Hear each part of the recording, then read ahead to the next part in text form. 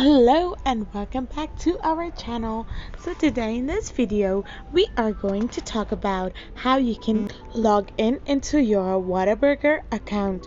So without wasting much of our time, let's dive into the video. So first and foremost, all you need to do is click open Whataburger app on your Android device.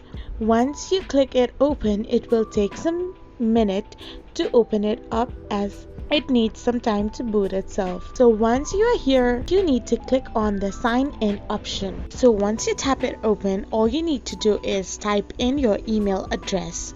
And after typing in your email address, all you need to do is type in the password which you had used before to create your account on Whataburger app. So after you are done filling in both the credentials, the final step is to click on the sign in option. So this is how you log in into your Whataburger account. I hope you found this video helpful, so don't forget to hit that subscribe button and do give us a thumbs up.